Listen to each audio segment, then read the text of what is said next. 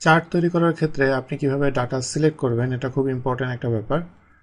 এখানে একটা যে এক্সাম্পল দেখতে পাচ্ছেন যে 4টা জোন এবং প্রতি মান্থের যেই এভারেজটা নিচে করা আছে, টোটাল করা আছে এবং প্রতি মান্থের যেই সেলস রিপোর্ট সেটা এখানে দেখতে পাচ্ছেন।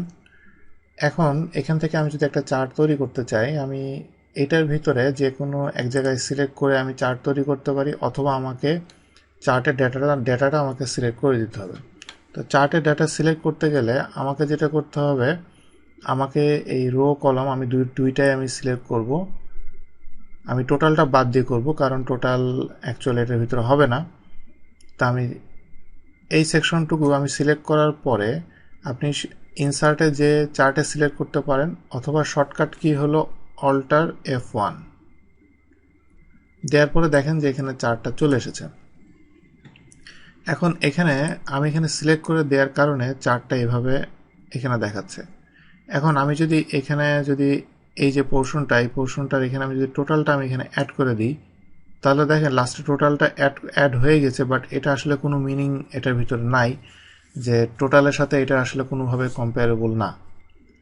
এরপরে আমি নিচে টোটাল যদি অ্যাড করি, তাহলে দেখেন যে সব আরও ছোট হয়ে গেছে। তো এই জন্য আপনি কিভাবে সিলেক্ট করবেন সেটা খুব ইম্পর্ট্যান্ট। আমি চার্টের উপরে জাস্ট সিলেক্ট করে আমি ডিলিট প্রেস করলে এটা ডিলিট হয়ে গেল। এখন আমি যদি এই চার্ট যে বক্সটা দেখতে পাচ্ছেন, এই টেবিলের উপর আমি যে কোনো জায়গায় সিলেক্ট করার পরে আমি যদি অল্টার F1 প্রেস করি, তাহলে দেখেন কি দেখায়, সে ফুল যে ডাটাটা আছে ফুল ডাটাটাই সে এখান থেকে নিয়েছে, এবং ফুল ডাটা নিয়ে সে এখানে চার্টটা তৈরি করেছে, যেটা আমার ডিজায়ার্ড না। এই জন্য আপনি কতটুকু ডাটা নিয়ে চার্ট করতে চান সেই ডাটাটা আপনাকে সিলেক্ট করে দিতে হবে। এটা আমি সিলেক্ট করে ডিলিট করে দিচ্ছি। এখন আমি যদি মনে করি যে আমি এখানে প্রথমে এইটুকু পোর্শন সিলেক্ট করার পরে কন্ট্রোল প্রেস করে ধরে আমি যদি মনে করি আমার শুধু জানুয়ারি, মার্চ এবং মে এই যে 3টা মান্থ, এই 3টা মান্থের সেলস রিপোর্ট আমার দরকার, মানে চার্টে দরকার। এই 3টা এইভাবে সিলেক্ট থাকা অবস্থায় অল্ট F1 এটা দিলে এখানে দেখেন যে আমি যেই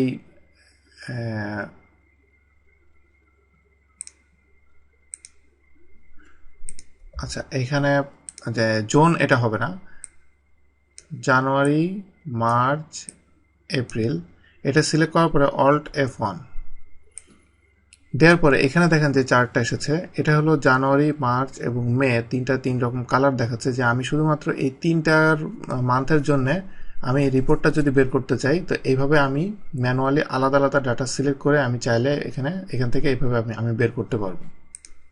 আমি এটা চাইলে জোন ওয়াইজও বের করতে পারবো। যেমন আমি যদি জোন 1টা সিলেক্ট করার পরে আমি জোন 2 সিলেক্ট করলাম এবং জোন 4 সিলেক্ট করলাম, জোন 3 আমি বাদ দিলাম। এই অবস্থায় অল্ট F1 দিলে দেখেন যে এখানে zone wise, zone 1 to 4 zone wise এই ভ্যালুগুলো আমাকে সে শো করছে।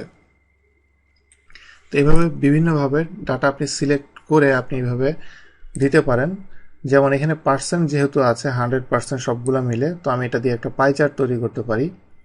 তো সেটার জন্য আমি এটাকে সিলেক্ট করব এবং জোন 1 থেকে 4 সিলেক্ট করার পরে ইনসার্টে যেও আমি করতে পারি, অথবা অল্ট F1 দেওয়ার পরে এখানে এই চার্টটা আসার পরে আমাকে এটা চার্টটা সিলেক্ট করে চেঞ্জ চার্ট টাইপে যে পায়ে যে আমি চার্টটাকে চেঞ্জ করে দিলাম।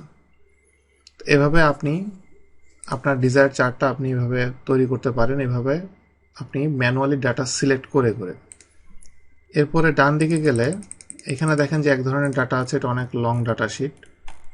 এখানে প্রতি মান্থের সিরিয়াল ওয়াইজ প্রতি মান্থের যেই সেলস, যেটা কতগুলা করে সেল হয়েছে সেই সেলসটা এখানে আছে। এটার ভিতরে আমি যেহেতু আমার পুরো টেবিলটা এখানে দরকার, এখানে ওইটার মতো টোটাল বা এভারেজ এরকম কোনো ক্যালকুলেশন নাই। এই ধরনের চার্টের ক্ষেত্রে আমি জাস্ট এটার আমার কোনো কিছু সিলেক্ট না করে অল্ট F1 আমি যদি প্রেস করি, তাহলে দেখেন আমার চার্টটা চলে এসেছে এবং এই চার্টটা আমি অ্যাকচুয়ালি এই প্রতি কলাম রো সবগুলোই আমাকে সিলেক্ট করতে হবে।